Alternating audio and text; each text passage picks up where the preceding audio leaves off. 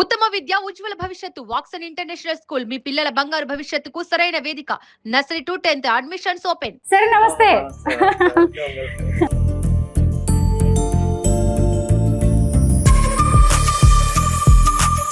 కూతురు ఇంట్లో ఉంటున్నారు, కూతురు ఇంటికి కూడా మీరు అద్దె ఇవ్వాలనుకున్నారా? వాళ్ళకి రెంట్కి ఇచ్చి ఆ డబ్బులు వాళ్ళు.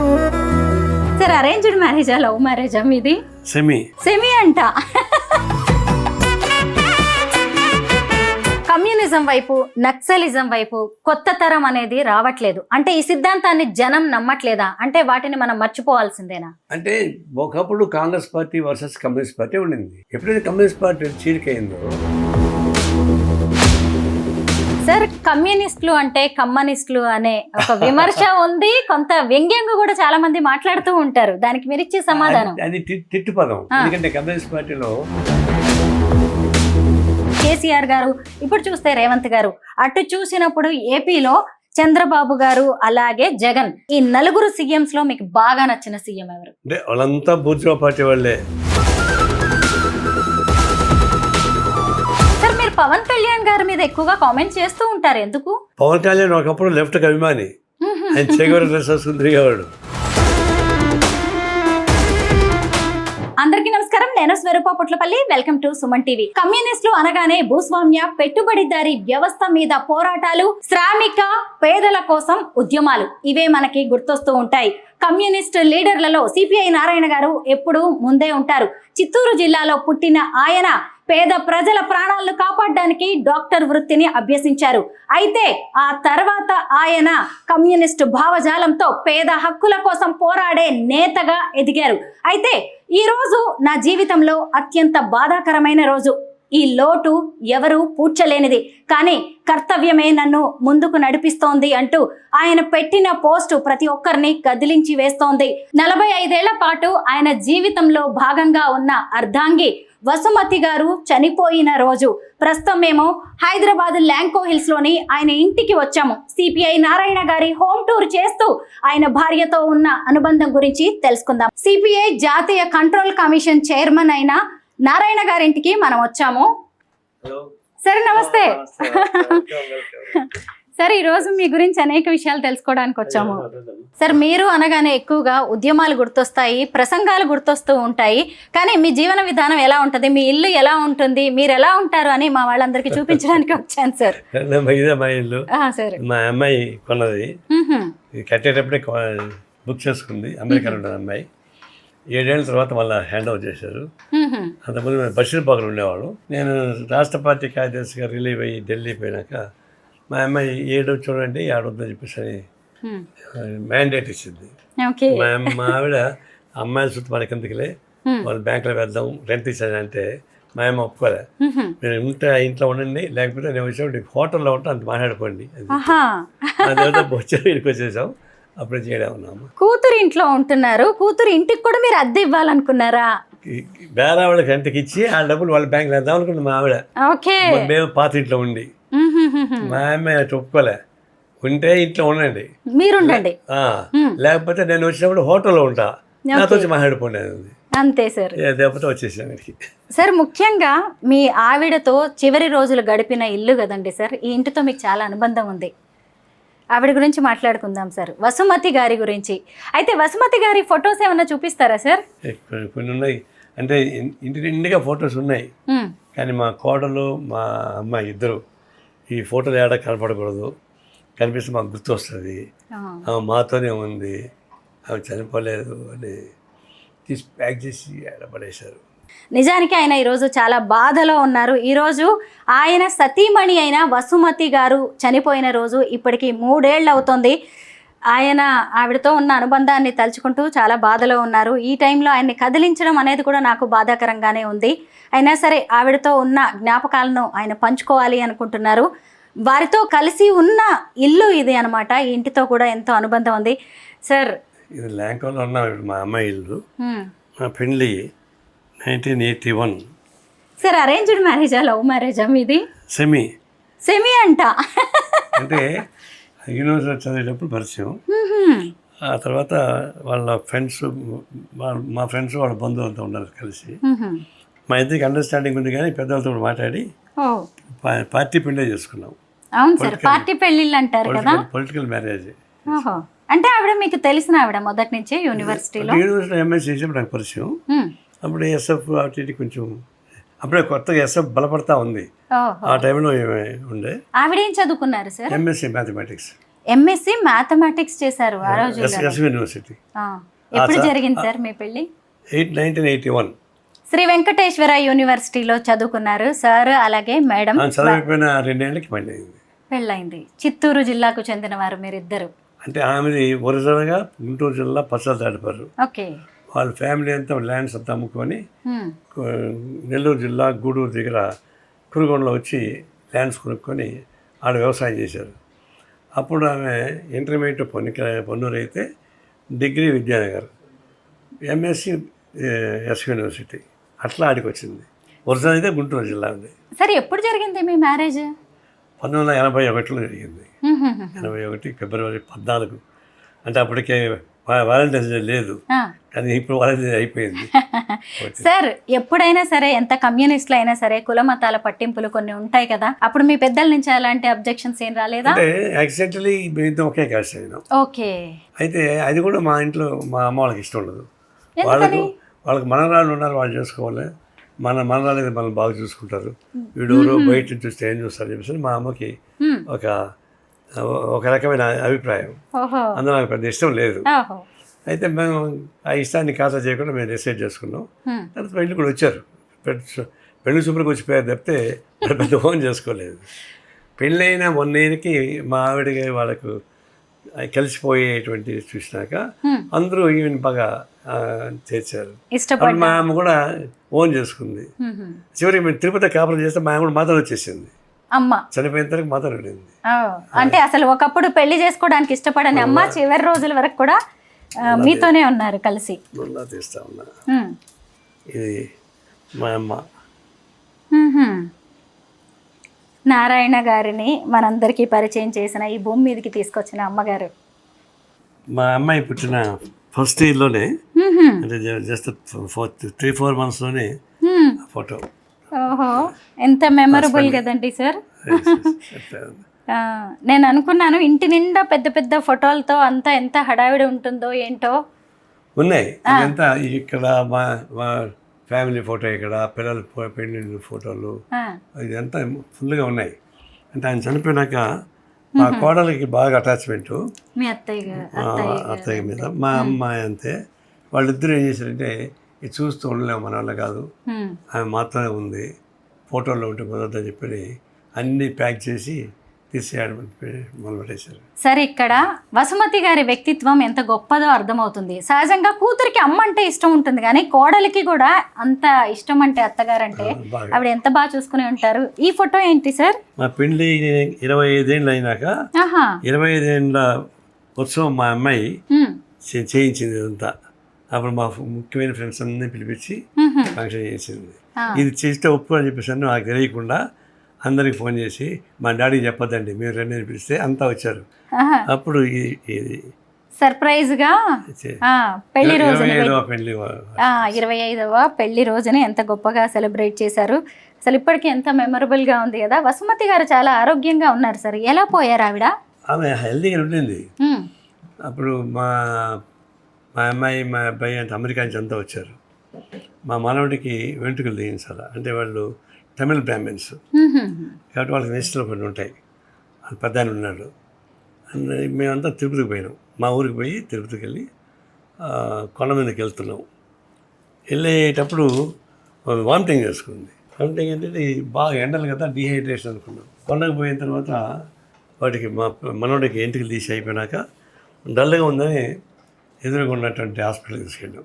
కొండపైన వాళ్ళు చెక్ చేసి ఈసీ తీసినాక డౌట్ వచ్చి చూస్తే కార్డియాలజీ ప్రాబ్లం అప్పుడు చెప్పారు. అప్పుడు దాకా మాకు తెలియదు.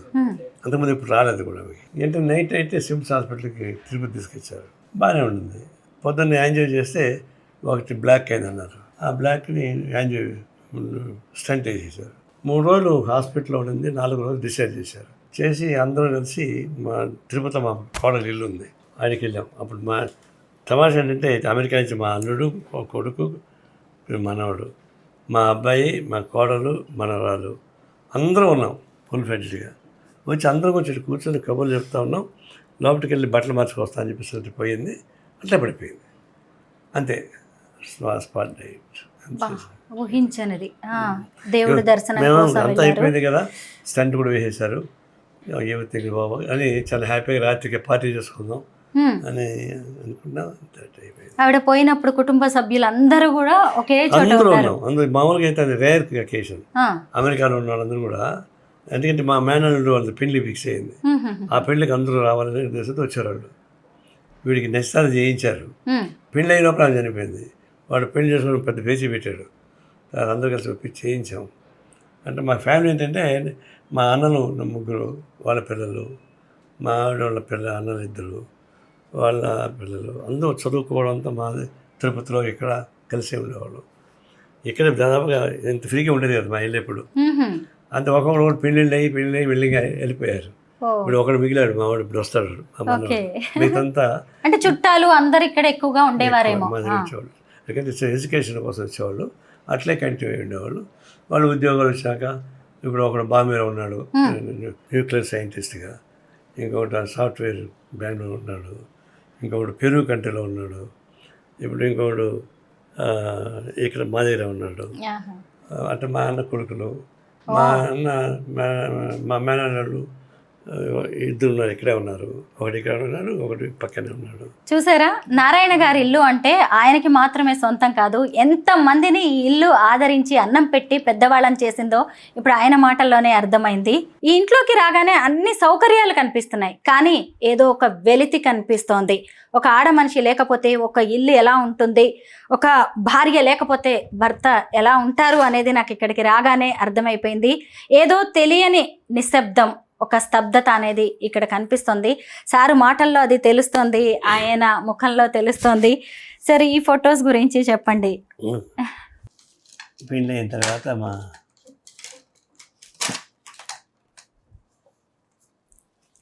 అబ్బాయి, మా అమ్మాయి, ఆవిడ, నేను. మీరు ఎంత బాగున్నారు సార్, సినిమా హీరోలా ఉన్నారు ఎంగేజ్ లో నారాయణ గారు. మా అమ్మాయి చిన్నప్పుడు. ఇద్దరు పిల్లలు కదండి సార్, ఫస్ట్ అమ్మాయి తర్వాత అబ్బాయి. ఏం చేస్తున్నారు సార్? ఇద్దరు అమెరికాలో ఉన్నారు ఇప్పుడు. ఓకే. ఒక అమ్మాయి నార్త్ కెరోలినాలో ఉంది. మా అబ్బాయి బాయ్సీ మైక్రాన్ కంపెనీలో ఇద్దరు ఇంజనీర్స్. నార్త్ కెరోలినాలో మా అమ్మాయి బయో ఫార్మా సైంటిస్ట్, మా అల్లుడు రైల్వే ఎంప్లాయీ. మీరేమో కమ్యూనిస్టు, మీ పిల్లలేమో బాగా చదువుకొని విదేశాల్లో స్థిరపడ్డారు. ఎలా జరిగింది? వాళ్ళకి ఇంట్రెస్ట్ లేదా? ఆ విమర్శ ఒకటి ఉంది నా మీద. ఏమన్నా విమర్శ చేసుకుంటే నువ్వు పెద్దగా మాట్లాడతావు, మీ పిల్లలు అమెరికాలో ఉంటారు అని చెప్పి అంటారు. చంద్రబాబు నాయుడు కూడా కనిపించినప్పుడు నువ్వు బాగా విమర్శిస్తావు మమ్మల్ని, నీకు పిల్లలు మాత్రం అమెరికాలో ఉంటారు అనేవాడు. అంటే జోగ్గానే, అది పిల్లలు వాళ్ళ ఇష్టం కదా. ఒక స్టేజ్ వచ్చినాక వాళ్ళు వెళ్ళారు. దాని నా పాలసీ అమెరికన్ ఇంప్రెస్ వ్యతిరేకమే. అంటే అమెరికా ఇంప్రెస్ మాత్రం అమెరికా పోగొట్టు ఎక్కడ ఉందా, అది ఎట్టుకుంటుంది, అది దానికి సంబంధం లేదు, నవ్వుకుంటారు. నిజమే, చంద్రబాబు గారు అన్న కామెంట్ మాత్రం మీకు ఎప్పటికీ గుర్తొస్తూనే ఉంటుందేమో. అమెరికా విమర్శిస్తుంటారు కదా, ఆ విమర్శకు సమాధానం చెప్పుకోలేక ఇట్లా మాట్లాడతావు, మీ కొడుకులు మాత్రం అమెరికాలో ఉంటారు. మరి రాజకీయాల్లో ఇలాంటి వాటికి కూడా మీరు సమాధానం చెప్పాల్సి ఉంటుంది. ఆ ఫోటో కూడా చాలా బాగుంది సార్. ఇది ఎప్పటిది? భలే ఉంది, క్యాజువల్ గా ర్యాండమ్ గా దిగినట్టుగా ఉంది ఈ ఫోటో. మీ సిపిఐ పార్టీ 1925లో స్థాపించబడింది, 100 ఏళ్ళు కూడా అయిపోయింది. మీరు అసలు ఈ పార్టీలోకి ఎందుకు వచ్చారు? మీది కూడా ప్రస్థానం ఈ పార్టీతో 55 ఏళ్ళు అయినట్టుంది. అసలు వాస్తవానికి మేము చిత్తూరు జిల్లా నగరి, తమిళనాడు బార్డర్. మా పార్టీ ఫ్యామిలీ కాదు మాది. మా నాన్న వాళ్ళంతా కూడా బిజినెస్, వ్యవసాయం. మేము 4 తమ్ముళ్ళు, మా ముగ్గురు పైవాళ్ళు కొద్ది చదువుకొని ఆపేశారు. నేను ఒకటే ఎడ్యుకేషన్ వచ్చేసాను. పార్టీ సంబంధం ఉండేది కాదు. నేను నగరి ఎస్ఎల్సి, మదనపల్లి పియూసీ అయినాక ఆయుర్వేదిక్ డాక్టర్ చేయాలని చెప్పేసి అని కోరిక. నగరిలో డాక్టర్ రామచంద్రరాజు గారని ఫేమస్ డాక్టర్. ఆయనకి 3 హాస్పిటల్స్ ఉన్నాయి, నగరి, పుత్తూరు, తిరుత్తని. ఆయన అంటే ఆయనకి పిల్లలు లేరు. గవర్నమెంట్ కోర్సు కొత్తగా పడింది, బిఐఎంఎస్ కోర్సు. నువ్వు గుంటూరులో పోయి జాయిన్ అయ్యి 5 ఏళ్ళు పూర్తి చేసుకొని వస్తే ఇప్పుడు ఈ 3 హాస్పిటల్స్ నువ్వే మెయింటైన్ చేయాలి అని చెప్పి మా నాన్నకి చెప్పి నన్ను గుంటూరు పంపించారు. అట్లా గుంటూరులో వచ్చి బిఐఎంఎస్కి వచ్చేదాన్ని. చేరినంత అంతకుముందే నేను మా ఊర్లో భక్తుడిని, దేవుడికి పూజలు చేసేవాడిని, మా ఊళ్ళో గుడికి దీపం నేనే పెట్టేవాడిని, శనివారం గుడికి అడిగేవాడిని అని చేసేవాడిని. గుంటూరుకి వచ్చి స్టూడెంట్గా ఉండి స్టూడెంట్స్ మూమెంట్లో పరిచయం అయ్యి ఏఎస్ఎఫ్కి అట్రాక్ట్ అయ్యాను. గుంటూరు స్టూడెంట్ మూమెంట్ బాగా యాక్టివ్గా ఉంటుంది. ఏఎస్ఎఫ్కి యాక్టివ్ కాగానే రాజకీయాలు, లెఫ్ట్ రాజకీయాలు వచ్చాయి, కమ్యూనిస్ట్ రాజకీయాలు వచ్చాయి. డాక్టర్ చదువు ఏమైపోయింది? చదువు కంటిన్యూ చేసుకుంటూ ఇది కూడా చేశాను. స్లోగా నా ఐడియాలజికల్ మార్పు వచ్చేసింది. అప్పుడు దేవుడు భక్తి అయిపోయి మెటీరియలిజం, మార్క్సిజం, లెనిన్ సిద్ధాంతం అవన్నీ కమిట్మెంట్ అట్లా వచ్చింది. చదువుతూనే చేశాను. ఒక స్టేజ్లో ఇంకా చదువు ఆపేద్దాంలే, డాక్టర్ చేసినా కూడా మనం ప్రాక్టీస్ చేయం కదా, పూర్తికాలం పార్టీలో ఉందాం అనుకుంటే పార్టీ వాడు ఒప్పుకోలేదు. నువ్వు పూర్తి చేయాల్సిందే, పార్టీలో పని చేస్తే చేయని ఇష్టం. అప్పుడు మళ్ళా పోయి పూర్తి చేసి హైదరాబాద్లో హౌస్ సర్జరీ చేయాలి. మాకేంటంటే ఆయుర్వేదిక్ జనరల్ హాస్పిటల్ అక్కడ లేవు. ఉన్నాను విజయవాడ, వరంగల్, గుంటూరు, నేను హైదరాబాద్. ఈ 4 కాలేజీలకు కలిపి జనరల్ హాస్పిటల్ చార్మినార్ దగ్గర ఉంటుంది ఆయుర్వేదిక్ హాస్పిటల్. మేము ఆడికి వచ్చాం హౌస్ సర్జరీ కోసం. హౌస్ సర్జరీలో చేరినప్పుడు మాకు స్టైఫండ్ లేదు హౌస్ సర్జరీ. ఫస్ట్ టైం నేను రాగానే అందరం పొగేసుకుని పోయి గొడవ చేసి స్టైఫండ్ సాధించాను. 73 రూపాయలు ఫస్ట్ స్టార్ట్ అయ్యింది. ఫస్ట్ టైం డాక్టర్స్కి, హౌస్ సర్జన్స్కి. అప్పుడు నేను అంతకుముందు గుంటూరు ఎస్ఎఫ్లో ఉండేవాడిని, పార్టీలో ఉండేవాడిని. వీటికి ఏఎస్ఎఫ్ స్టేట్ సెక్రటరీగా మనం నన్ను ఎలక్ట్ చేసుకున్నాను. రాష్ట్ర బాధ్యతలు అయితే అన్ని జిల్లాలు తిరిగేవాడిని. ఈ లోపల ఇది పూర్తి చేసుకున్నాను. హౌస్ సర్జరీ చేస్తూ పూర్తి చేసుకొని సర్టిఫికేట్ తీసుకున్నాను. Technically I'm qualified doctor. నేను ఇప్పుడు ప్రాక్టీస్ చేయలేదు, చేయలేదు కూడా చెప్పాను. కానీ చాలా మందికి సార్ మీరు డాక్టర్ అనే విషయమే తెలియదు. మీరు కూడా దాదాపు మర్చిపోయినట్టున్నారు. అప్పుడప్పుడు ఆయనే మర్చిపోతారంటే డాక్టర్ అనే విషయం. ఆయుర్వేద వైద్యులు మన నారాయణ గారు నిజంగా కూడా సార్, ఒక మనిషికి ముందు ఆ డాక్టర్ అనే పదం చేరడం అనేది చిన్న విషయం కాదు. కానీ మీ పేరుకి ముందు సిపిఐ చేరింది. మిమ్మల్ని సిపిఐ నారాయణ అంటే మీకు ఇంకా ఎక్కువ హ్యాపీ. నేను కూడా అందరికీ సిపిఐ అని చెప్పుకుంటాను కానీ డాక్టర్ అని చెప్పను. అప్పుడు ప్రశ్నలు రాస్తుంటారు కాబట్టి అది వచ్చింది. కానీ నేను ఎక్కడ డాక్టర్ అని సంతకం ఎప్పుడు పెట్టను. నారాయణ సిపిఐ. ఓకే. అయితే మీరు ఫస్ట్ నుంచి నేను పూజలు చేసేవాడిని అది ఇదని చెప్పారు కదా, ఆ తర్వాత మొత్తం కమ్యూనిజంలోకి వచ్చారు. ప్రజల కోసం పోరాడడం, ఉద్యమాలు చేయడం, ఆందోళనలు, నిరసనలు ఇవన్నీ మొదలయ్యాయి కదా. మరి దేవుడిని పూజించడం అనేది మీ రెగ్యులర్ లైఫ్ లో ఉందా? నమ్మకం పోయింది. అదేంటి సార్? కాదు, అప్పుడు ఒక నమ్మకం. ఇప్పుడు ఏంటి, దేవుడు ఇవన్నీ కరెక్ట్ పదాలు కావు. సమాజం మారడానికి ఉపయోగపడే సైన్స్ ఇంకొకటి ఉంది, అది మార్క్సిజం లెనిన్ సిద్ధాంతం. దానిలో భౌతికవాద సిద్ధాంతం ఉంటుంది. అందులో మూఢనమ్మకాలకి పెద్ద విలువ ఉండాల్సిన పని లేదు. నేను వ్యక్తిగతంగా నువ్వు నమ్ముకుంటే నమ్ముకో, మతానో కులానో దేవుడు నమ్ముకో. కానీ సమాజపరంగా తీసుకొచ్చి దేవుడు అట్లా చెప్పాడు కాబట్టి నువ్వు అటు పోరాటం సాగించకూడదు, నువ్వు పూర్వజన్మ సుఖులు పడి పాపం చేశావు కాబట్టి నీకు ఇప్పుడు అనుభవిస్తూ ఉంది, ఇక్కడ ఫైట్ చేయకూడదు, జరగాల్సిందే, ధర్మకర్తృత్వ సిద్ధాంతాన్ని పెట్టేటువంటి పద్ధతి వచ్చింది. అది కరెక్ట్ కాదు. జరుగుతున్న నేను ఎదురు కనిపిస్తుంటే అది నువ్వంతా యాదృచ్ఛికమైంది, పూర్వజన్మ చేసిన సుకృత ఫలాన్ని అంటే నమ్ముతాం. అట్లా నాకు స్లోగా మెటీరియల్ అవుట్లోకి వచ్చిన తర్వాత కమ్యూనిస్ట్ భక్తి భావాలు పోయినాయి. అంటే నేను యాంటీ గాడ్ అని కాదు, కానీ ఐ డోంట్ హ్యావ్ బిలీవ్, నాకు నమ్మకం లేదు. నమ్మకం లేనప్పుడు దాని జోలికి ఎందుకు పోతాను, నేను పోను. అట్లనే కంటిన్యూ చేశాను. చివరికి మా అమ్మాయి పెళ్లి చేయాలంటే మా అమ్మాయి తమిళ అయ్యంగార్స్, వాళ్ళకి ఎక్కువ నిష్ఠలు ఎక్కువ ఉంటాయి. మా అమ్మాయి భర్త కూడా ఎందుకు సాంప్రదాయ పెళ్లి అంటే ఇష్టం అన్నమాట. దానికి పార్టీలో బాగా ఇంట్రెస్ట్ ఉన్నా కూడా అదేదో బాల్ ఆడుకోవడం, మళ్ళీ పూలు చెండు ఆడుకోవడం, ఎగరడం అట్లాంటి దానికి బాగా ఇష్టం. అది కావాలని కోరుకునేది ఎప్పుడు నుంచో. కరెక్ట్గా కుదిరింది. అప్పుడు డాడీ ఇది ఒకటే సాంప్రదాయ పెళ్లి కావాలి మాకు అడిగింది. సరే, అవతల వాళ్ళేమో తమిళ అయ్యంగార్స్, వాళ్ళు అయ్యంగార్స్కి ఎక్కువ లిస్టులు ఉంటాయి కదా. సరే ఒప్పుకున్నాక ఇది కన్యాదానం చేయాలి కదా. అప్పుడు నేను పీట మీద కూర్చొని మా అమ్మని కన్యాదానం చేయాలి. నాకు ఆ మంత్రాల మీద నమ్ముకునేటప్పుడు ఏం చేస్తాను, అప్పుడు మా అన్నని రమ్మని మా అన్న మా వదిన కూర్చొని పెట్టి వాళ్ళ ద్వారా కన్యాదానం చేయించాం. నేను మా ఆవిడ స్పెక్టేటర్గా చూస్తా ఉండిపోయాను. అవునా? పెళ్లి గంట చేయించాం. అంటే కమ్యూనిస్ట్ సిద్ధాంతాన్ని నమ్మి మీరు అలా చేశారు. మా అబ్బాయి మా వాళ్ళు మాత్రం పొలిటికల్ మ్యారేజ్ చేసుకున్నారు. అబ్బాయి మాత్రం అప్పుడు అసెంబ్లీ యాక్టివ్ ఉన్నాడు వాడు పొలిటికల్ మ్యారేజ్ వాళ్ళు ఒప్పుకున్నారు. సార్, కమ్యూనిస్టులు అంటే కమ్యూనిస్టులు అనే ఒక విమర్శ ఉంది, కొంత వ్యంగ్యంగా కూడా చాలా మంది మాట్లాడుతూ ఉంటారు. దానికి మీరు ఇచ్చే సమాధానం? అది తిట్టు పదం. ఎందుకంటే కమ్యూనిస్ట్ పార్టీలో 6 లక్షల మంది జనం మెంబర్షిప్ ఉన్నారు. అందులో కమ్మాస్ ఎంతమంది ఉంటారు, రెడ్లు ఎంతమంది ఉంటారు, ఎక్కువ బీసీస్ ఎస్సీస్ గిరిజన వాళ్ళే ఉంటారు. అప్పుడు నాయకుడు చంద్రరాజేశ్వరరావు గారు అట్లా చూసినప్పుడు వీడు కమ్మోడు అని చెప్పేసి, అంటే ఇప్పుడు సుందరయ్య గారు కమ్మోడు కాదు కదా, ఎందుకు ఆయన కమ్మ అంటున్నారు. ఇవన్నీ కూడా కమ్యూనిస్టుని విమర్శించడానికి ఏం చేతకాక ఇట్లాంటి కమ్యూనిస్టులు అని చెప్పి అంతా చెప్తే మాకెప్పుడు క్యాస్ట్ ఫీలింగ్ ఉండేది కానీ కాదు. ఏదో ఒకళ్ళు ఇద్దరు ముగ్గురు కమ్మలు ఉండొచ్చు, కానీ మిగిలినంతా కమ్మలు కాదు కదా. అంటే అవుతారు, అది ఊరికి తిట్టుపదం. విమర్శించడానికి, రాజకీయాల్లో ఆరోపణలు చేయడానికి ఉపయోగించుకోవడం. ఆరోపణలు అయితే పర్వాలా, అది తిట్టుపదం. అది తిట్టుపదం అయిందంటారా? కానీ మీరు దాన్ని ఒప్పుకోరా తిట్టుని? ఎందుకు ఒప్పుకుంటాం మేము? మా క్యాస్ట్ ఫీలింగ్ పెట్టుకుంటే ఎంత క్యాస్ట్ ఫీలింగ్. ఇప్పుడు అంతెందుకు, మా అమ్మాయి బ్రాహ్మణ అమ్మాయిని లవ్ చేసి పెళ్లి చేసాము, మా అబ్బాయి బ్రాహ్మణ అమ్మాయిని లవ్ చేసి పెళ్లి చేసాము. మా ఇంట్లో 50% బ్రాహ్మణ్స్ ఉన్నారు. సార్, సిపిఐ పార్టీలో మీరు ఎన్నో పదవుల్ని చేపట్టారు, చక్కగా బాధ్యతలు కూడా నిర్వర్తించారు. కానీ ప్రత్యక్ష రాజకీయాల్లో ఎందుకు సక్సెస్ కాలేకపోయారు? అంటే నేను మొట్టమొదటి కూడా పార్టీ నిర్మాణం అయిపోయి నా దృష్టి ఉండేది. ఎలక్ట్రల్ యాంగిల్లో నేను ఎప్పుడు వర్కౌట్ చేయలేదు. తర్వాత ఎలక్ట్రల్ యాంగిల్లో ఇక్కడికి ఏమిటంటే, నిర్మాణంలో ఉండేవాడు ఎక్కువ మంది పార్టీ నిర్మాణం, పార్టీ అభివృద్ధికి చూస్తాం.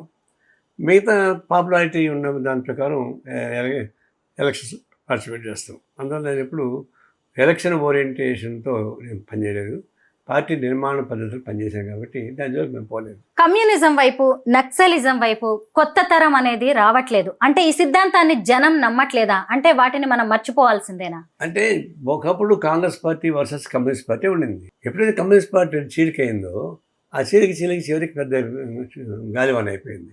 ఈ లోపల కాంగ్రెస్ వ్యతిరేక శక్తులు పెరిగి 67లో 8 రాష్ట్రాలు కాంగ్రెస్ పార్టీ ఓడిపోయింది. అదే సమయంలో కమ్యూనిస్ట్ పార్టీ చీలిపోయి కొట్టాడుకుంటున్నాం. అందులో జనం మా వైపు కాకుండా మళ్ళీ ప్రాంతీయ పార్టీ వెళ్ళిపోయారు. 8 రాష్ట్రాలు ప్రాంతీయ పార్టీ ఏర్పడినాయి.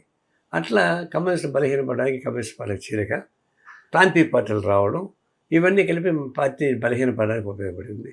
అది మళ్ళీ కలిసి పనిచేసుకుందాం ప్రయత్నిస్తాం, కానీ అన్ని పార్టీలు కలవాలంటే ఇంకా కలవడం లేదు.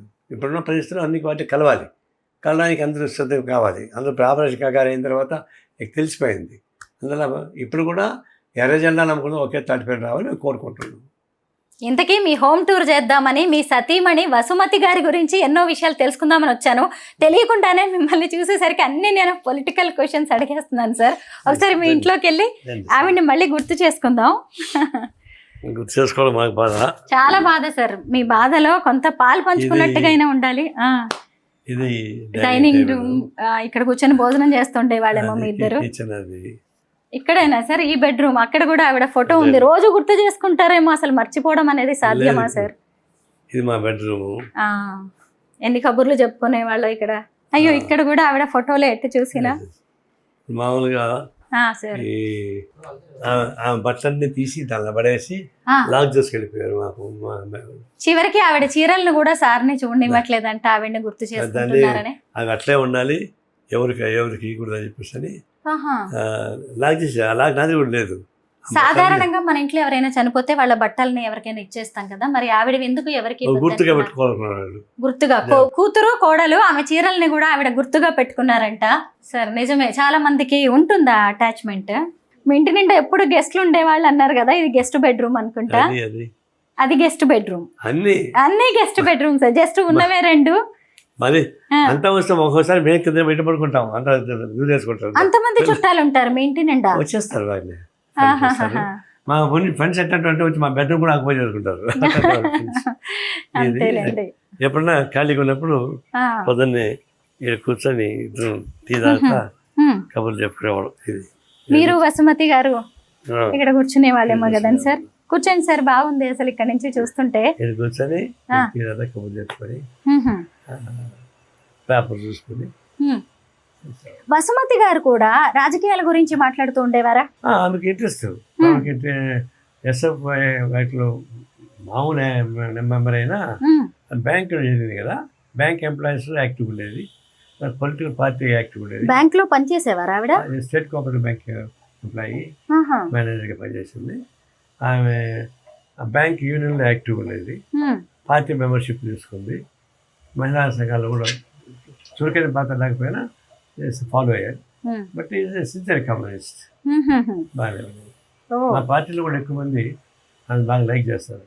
అలాగే వాళ్ళు ఏమంటారంటే నీకు మేముడికి పోటీ పెడితే ఆమెకి 90% నీకు 10% వస్తుందని చెప్పాడు పార్టీలోనా? పార్టీ లోపల ఎందుకలా?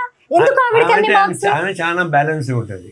నాది కొంచెం దుడుకు కదా, కొంచెం నోరు దుడికే, చెయ్యి దుడికే, కాలు దుడికే, అందువల్ల ప్రాబ్లమ్స్ ఉంటాయి. ఆమె అట్టుగా చాలా నెమ్మదిగా మంచిగా చెప్తుంది కాబట్టి ఆమె ఎవరికి బంధువులు కానీ బయట వాళ్ళు కానీ ఆమె ఎవరు తప్పట్లు, నన్ను తప్పట్లు. ఇక్కడ నుంచి చూస్తుంటే అసలు వ్యూ ఎంత బాగుంది సార్. హైదరాబాద్ అంతా ఎంత బాగా కనిపిస్తుందో చూడండి. నారాయణకి ల్యాంకోర్ ఎట్లా ఇల్లు వచ్చింది అని ఒక ఆయన విమర్శించాడు. దాని ల్యాంకోర్ పెద్ద పెట్టుబడిదారు ఆయన దేశం, కానీ ల్యాంకోర్ డబుల్ బెడ్రూమ్ ఉంది, సింగిల్ బెడ్రూమ్ ఉంది, 1500 SFT రూమ్ మొదలుకొని 4000 దాకా ఉన్నాయి. అన్నింటికీ లోయెస్ట్ ఇదే. ఇది స్టార్ట్ కట్టేటప్పుడే అప్లై చేసుకుంటే అది 3 నెలలకు ఒకసారి కొంతమంది కట్టుకుంటూ రావాలి. అది 7 ఏళ్ళు పెళ్లిగా పడింది. ఏదో మా అమ్మాయి అప్పుడు పెట్టుకుంటూ వచ్చింది కాబట్టి బ్యాంక్ లోన్ లేకుండా 35 లక్షలకే వచ్చేసింది మాకు. మీరు కూడా తప్పుగా అనుకోవద్దు. ఎక్కడికి రావాలి మీ ఇంటి అడ్రస్ అంటే లొకేషన్ పంపిస్తాను, ల్యాంకో హిల్స్ కి వచ్చేయండి అన్నప్పుడు అమ్మో ల్యాంకో హిల్స్ లోన కోట్లాది రూపాయల ప్రాపర్టీ అనుకున్నా నేను కూడా. అందరూ అలాగే అనుకుంటారేమో, లోయెస్ట్. అవును సార్, మిడిల్ క్లాస్ ఇల్లు లాగే ఉంది. నాకు అప్పుడు మా అమ్మాయి అప్పుడే కొత్తగా ఉద్యోగం చేసింది కాబట్టి ఎక్కువ పే చేసుకోకుండా తీసుకున్నాము. అది మాకు సరిపోతుంది. హైదరాబాద్ ఎంత డెవలప్ అయింది సార్ అసలు చూడండి. ఆకాశ ఇది కట్టినప్పుడు ఇదంతా కొండలే, దారులు సరిగా లేవు. ఇప్పుడు ఎంత ఫేమస్ అయిపోయింది. అవును సార్, అసలు ఎంత ఫేమస్ ఈ బిల్డింగ్స్ ఏంటి. ఎంత కాస్ట్లీ విల్లాస్ వచ్చినా కూడా హైదరాబాద్ ల్యాండ్ పరంగానే mark, trade mark. Correct, Lanco hills అనేది. అవును సార్, నేను ఒక మాట అడుగుతాను. ఇప్పుడు డెవలప్మెంట్ గురించి మాట్లాడుకుంటున్నాం కాబట్టి ఈ ప్రశ్న నేను అడుగుతున్నాను. తెలంగాణ బైఫర్కేషన్ తర్వాత మంచి జరిగిందంటారా? అభివృద్ధి సంగతి ఏంటి? అంటే ఇప్పుడు రాష్ట్రం ఒకటిగా ఉండాలి కోరుకున్న వాళ్ళం మేము కూడా, కానీ ఒక స్టేజ్కి వచ్చేకాడికి రాజకీయ పరిపాలన ఉండేటటువంటి అనేక లోపాలు నిలిపడి ప్రాంతీయంగా మారిపోయింది. తెలంగాణ మా రాష్ట్రం మాకే ఉండాలని చెప్పేసి అభిప్రాయం వచ్చేసింది. ఒక అభిప్రాయం జనంలోకి వచ్చిన తర్వాత దాన్ని ఆపడం కష్టం. అందుకు కమ్యూనిస్ట్ పార్టీ మేము కూడా తెలంగాణ విడిపోవడం అంటే సపోర్ట్ చేసాం. విడిపోయింది. విడిపోయినంత మాత్రాన ప్రత్యేక డెవలప్మెంట్ కాదు, సేమ్ పొజిషనే. అప్పుడు క్లాసు ఇప్పుడు అదే క్లాసే. తెలంగాణ ప్రజానికానికి మా రాష్ట్రం మాది అని ఒక సంతృప్తి పడానికి ఉపయోగపడే ఏర్పాటు చేసింది తప్ప అంతకన్నా మించి సమైక్యంగా ఉన్నాక డెవలప్ అయ్యేది. ఇప్పుడు డెవలప్ అవుతుంది. ఇప్పుడు కొంచెం ఎక్కువ డెవలప్ కావడానికి అవకాశం ఉంది. మీ కిచెన్ చూడగానే నాకు ఒకటి గుర్తొచ్చింది. మీరు చికెన్ అలాగే ఇడ్లీ కలుపుకొని తింటున్నది బాగా వైరల్ అయింది సార్. అంటే నాకు చిత్తూరు జిల్లా తమిళనాడు బార్డర్, ఏ పండుగలు వచ్చినా మామూలు వచ్చినా కూడా గెస్ట్ వస్తే కూడా ఇడ్లీ చికెన్, ఇడ్లీ మాంసం తింటాం. అది అలవాటు. అది టేస్ట్ ఫుడ్ తిని చూడండి, ఒకసారి తింటే మీరు వదిలిపెట్టరు. ఏమో సార్ ఇంతవరకు తినలేదు, బట్ మీ వీడియో వైరల్ అయినప్పటి నుంచి అనుకున్నాను నేను నిజం ఇలా కూడా ట్రై చేయొచ్చు అని. అది ఇడ్లీ చికెన్ ఎప్పుడు పాపులర్ అయిందంటే నేను రాష్ట్ర పార్టీ కార్యదర్శి ఉండగా ప్రకాశం జిల్లా చెనగంజాంలో జనం పోగయ్యి ఒక రైతు సమస్యల పైన ఒక ఊరేగం పెట్టాం చీరాల దాకా. అప్పుడు మా ఫ్రెండ్ ఒకడు ఉన్నాడు అక్కడ, అంతకి బ్రేక్ఫాస్ట్ చేయండి మా ఇంట్లో అని చెప్పని ఒక జర్నలిస్టులకి మాకు అంతా కలిపి పెట్టాడు. అందులో ఇడ్లీ చికెన్ పెట్టాడు, అందరం తిన్నాం. పొద్దున్నే పేపర్ చూస్తే గాంధీ జయంతి రోజు నారాయణ ఇడ్లీ చికెన్ తిన్నాడని చెప్పేసి పేపర్లో వచ్చేసింది. జర్నలిస్ట్ కూడా తిన్నారు, కానీ వాళ్ళ మీద రాసేశారు. మరి గాంధీ జయంతి రోజు ఎలా జరిగింది అది? అంటే మాకు అది స్పృహ రాలే ఆ రోజు, గాంధీ జయంతి అని స్పృహ రాలే. ఉద్యమంలో ఉన్నాము, అట్లా పోయింది. గాంధీ జయంతి రోజు మరి మాంసంలో జాతీయ స్థాయిలో తప్పు కదా అని నేను ఫీల్ అయ్యి ఆయన తప్పు చేశాను. బట్ 1 సంవత్సరం రోజులు నేను మాంసం ముట్టుకోను అని చెప్పి నేను హామీ ఇచ్చేసాను. 1 year స్ట్రిక్ట్గా ఉన్నా, ముట్టుకోకుండా. నేను ఫారిన్ పోయినప్పుడు చూశాను, ఎక్కడ తీసుకోలేదు. అవును సార్, కొంతమంది ఇలాంటి రెజల్యూషన్స్ తీసుకున్నారు అంటే వాటి మీదే కట్టుబడి. కొంతమంది కాపలా కాశారు, కాపలా కాయక్కర్లేదు. గవర్నమెంట్ గా నేను పనిష్మెంట్ ఇస్తే నేను పట్టించుకోను, నాకు నేనే పనిష్మెంట్ తీసుకున్నా. నేనే హైలైట్ చేస్తా. ఒకప్పుడు ప్రధాన ప్రతిపక్షంగా ఉన్న కమ్యూనిస్ట్ పార్టీ అనేది ఇప్పుడు జస్ట్ పశ్చిమ బెంగాల్ అండ్ కేరళకి మాత్రమే పరిమితమైంది. ఎక్కడ జరిగింది ఈ లోపం? అంటే సామాజిక పరిస్థితులు మారుతూ ఉన్నాయి, ఆర్థిక పరిస్థితులు మారుతూ ఉన్నాయి, సోషల్ కాంబినేషన్ మారుతూ ఉన్నాయి. దానికి అనుకూలమైన పద్ధతుల్లో అనేక వచ్చాయి. ఇప్పుడు కమ్యూనిస్టులకు వచ్చేసరికి ఈ అభివృద్ధిలో భాగం కాకుండా మాకున్నటువంటి అభిప్రాయాలు జనానికి ఎక్కలేదు. దానికి చాలా కారణాలు. అందులో ఇప్పుడు సరళీకరణ వచ్చిన తర్వాత అందరి చేతుల్లో డబ్బులు వస్తాయి. డబ్బులతో పాటు రాజకీయాలు డబ్బులు పెట్టడం మొదలుపెట్టారు. అంతకుముందు రాజకీయాలకు ఉండేవి. వ్యాపారస్తులు వాళ్ళంతా దూరంగా ఉండేవాళ్ళు. వ్యాపార రాజకీయాలు ఒకటైపోయినాయి. కులం వచ్చింది, మతం వచ్చింది.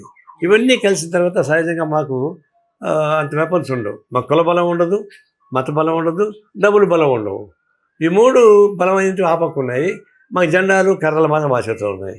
అందువల్ల మాకు కొంచెం ఇబ్బంది పడుతున్నమాట వస్తుంది. అది తాత్కాలికమే. కొన్నాళ్ళు ఈ రఫ్ వెదర్ ఉండొచ్చేమో కానీ ఎన్నాళ్ళు ఇట్లా ఉండదు. అయితే మీరు ఈ కమ్యూనిస్టు పార్టీలోకి వచ్చిన 55 ఏళ్లలో మన ఆంధ్రప్రదేశ్లో, ఇప్పుడు తెలంగాణ కూడా అయిపోయింది అనుకోండి, ఎంతో మంది ముఖ్యమంత్రులను చూశారు.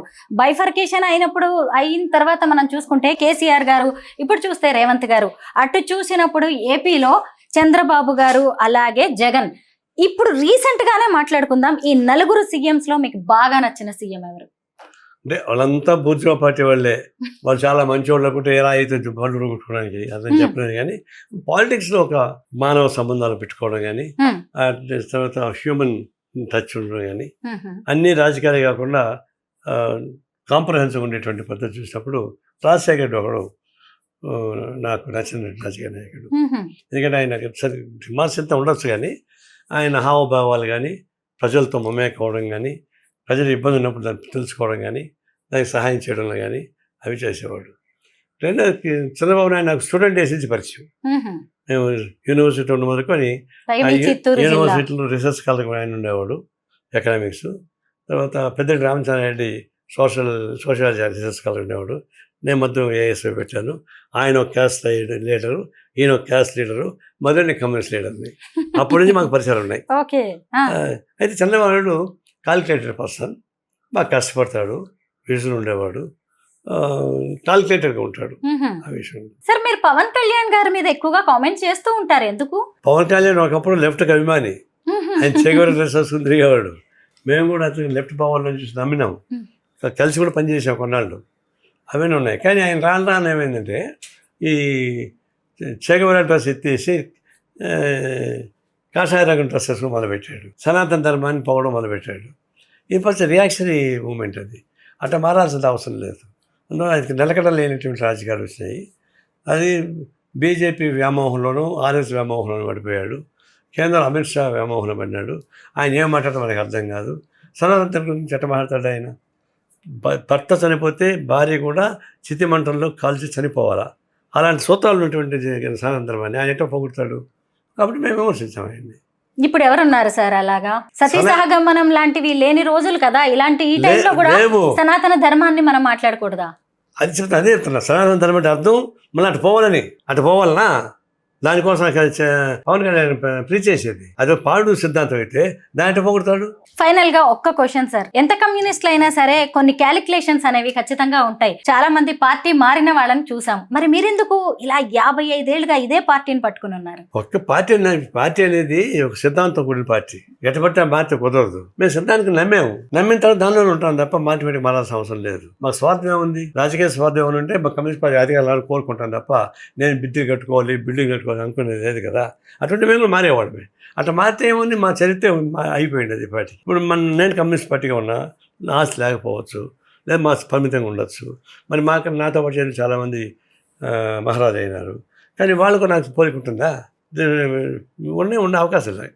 అందువల్ల వాళ్ళతో పోల్చుకోవాల్సిన అవసరం లేదు. నేను కమ్యూనిస్ట్ పార్టీ ఉండబట్టి నాకేమాత్రం స్థాయిలో పేరుంది. లేకుండా పోతే నేను కూడా వాళ్ళలాగా ఉండిపోయి ఉండేవాడిని. 3 నావలు పెట్టుకుని తిరిగేవాడిని, తెలియదు. మరి తిరుగుతూ ఉండే కాబట్టి. సార్, మీ జీవితంలో ఇది నిజంగా అత్యంత బాధాకరమైన రోజు. మీ జీవిత భాగస్వామిని, మీ అర్ధాంగిని, మీ సతీమణిని పోగొట్టుకున్న రోజు. మీరు నిజంగా ఎంత బాధలో ఎంత ఆవేదనలో ఉన్నారో వచ్చినప్పుడే నేను చూశాను. అయినా సరే మీ ఆవిడ జ్ఞాపకాలని కొంత మాతో పంచుకోవడం, మీ బాధలో మేము పాలు పంచుకోవాలని రావడం, ఈరోజు మీరు మాకు ఇంత బాధలో ఉండి కూడా ఇంత టైం ఇచ్చినందుకు thank you so much sir.